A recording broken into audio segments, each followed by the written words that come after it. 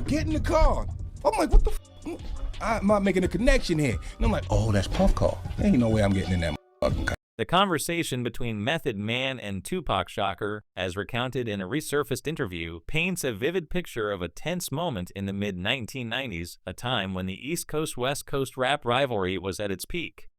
Method Man, a member of the Wu-Tang Clan, shared a story about an encounter with Tupac at a party in Los Angeles, where the atmosphere was charged with suspicion and unspoken warnings. According to Method Man, Tupac approached him with respect, referencing a prior incident involving Wu-Tang's RZA and a stolen chain at Club 662 in Las Vegas. Tupac assured Method Man that such disrespect would not have happened if he had been present, signaling a sense of camaraderie despite the broader tensions between their respective coasts. However, what stood out most in Method Man's recollection was Tupac's demeanor, his face, described as carrying the same haunting expression seen in photos taken shortly before his death in September 1996. This look, coupled with the presence of Suge Knight looming nearby, left Method Man uneasy, as if Tupac was trying to communicate something deeper. As Method Man recounted, the night took an even stranger turn when, immediately after his conversation with Tupac, someone associated with Sean Diddy Combs, identified as Tracy Wapples, a behind-the-scenes music industry figure, urged him to get into a car waiting outside. Method Man described feeling an immediate sense of distrust, connecting the invitation to Diddy and refusing to get in. Reflecting on the moment years later, he admitted to feeling paranoid, a sentiment he shared with Tupac during that era. Given the context of the time, marked by violent rivalries, betrayals, and the murder of Tupac just months later, these instincts may have been well-founded. Method Man's story, though told without explicit accusations, has taken on new weight in light of recent allegations and lawsuits against Diddy, prompting fans and observers to revisit the events of that night and question whether Tupac was trying to warn Method Man about Diddy's true nature. To understand the significance of this encounter, it's essential to consider the broader context of the mid-1990s hip-hop scene. The East Coast-West Coast feud, largely framed as a rivalry between Bad Boy Records led by Diddy and Death Row Records led by Suge Knight, was more than just a musical competition. It was a cultural and economic battle fueled by media sensationalism, personal egos, and, as some have speculated, deeper forces within the music industry. Tupac, signed to Death Row, and the Notorious B.I.G., signed to Bad Boy, became the public faces of this conflict, but the tensions extended far beyond them. Method Man, however, occupied a unique position.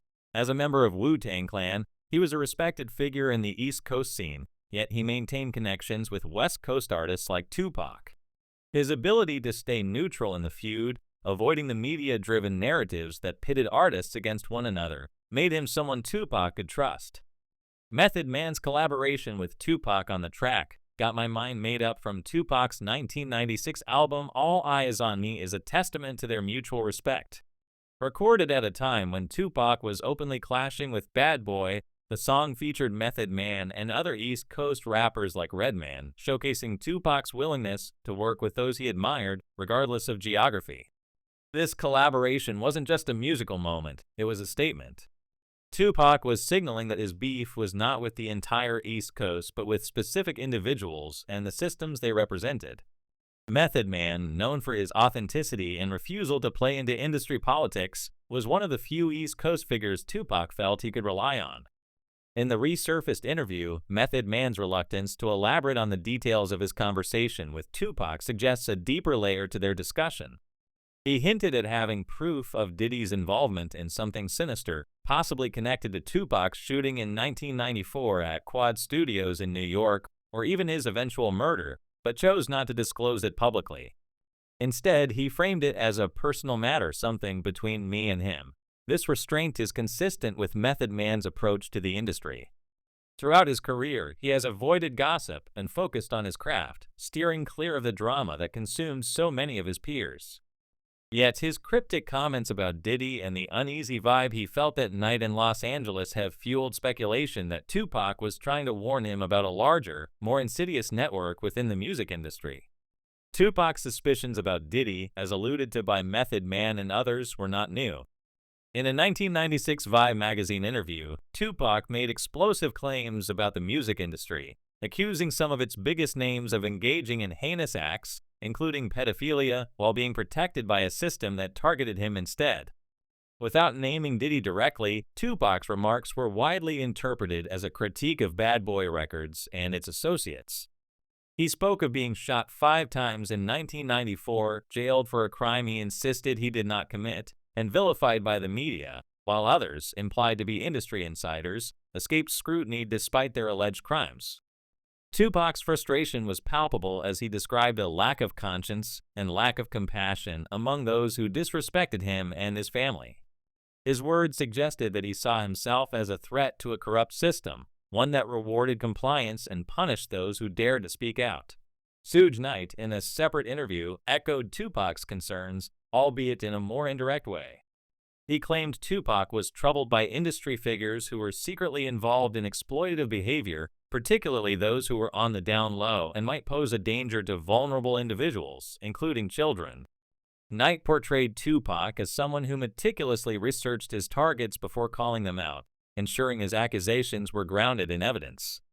While Knight's credibility has been questioned over the years, his comments align with Tupac's own statements and the broader narrative that has emerged in recent years about Diddy's alleged misconduct.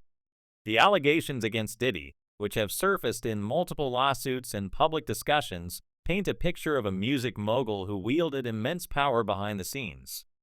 From claims of coercive contracts to disturbing accounts of private parties, these accusations suggest that Diddy's influence extended far beyond music production. For many, Method Man's story about rejecting Diddy's invitation to leave the party takes on a chilling significance in this context. Was it a harmless offer, or was Method Man's instinct to walk away a stroke of luck? Fans have speculated that getting into that car could have entangled him in the same web of manipulation and control that Tupac seemed to be warning against.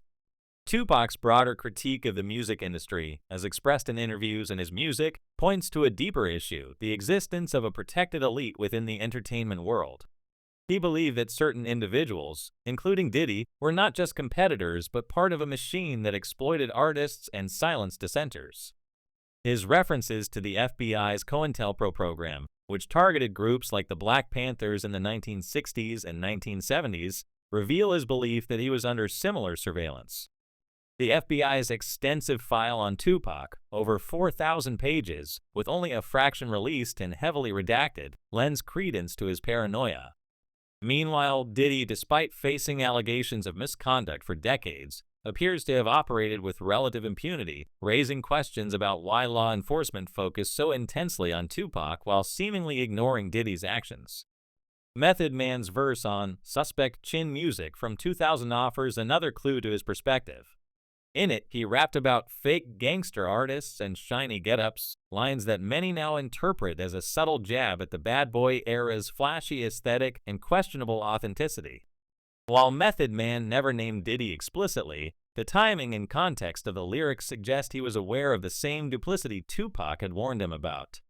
His decision to speak in code, rather than directly, reflects the precarious position artists like him occupied, caught between staying true to their principles and navigating an industry where speaking out could have severe consequences. The resurfacing of Method Man's interview has sparked renewed interest in Tupac's warnings and the events leading up to his death. Fans and commentators are piecing together a narrative that suggests Tupac was not just a casualty of a rap beef, but a target of a larger system that sought to neutralize his influence. His boldness in calling out industry corruption, combined with his massive cultural impact, made him a threat to those who benefited from the status quo. Diddy, as one of the most powerful figures in hip-hop at the time, was a natural focal point for Tupac's suspicions, especially given the bad boy death row rivalry. The question remains, was Tupac trying to warn not just Method Man, but the entire industry about Diddy and the forces he represented? The evidence, while circumstantial, is compelling. Tupac's consistent references to a corrupt system, combined with Method Man's uneasy recollection of their final conversation, suggest that he was trying to expose something much bigger than a personal feud.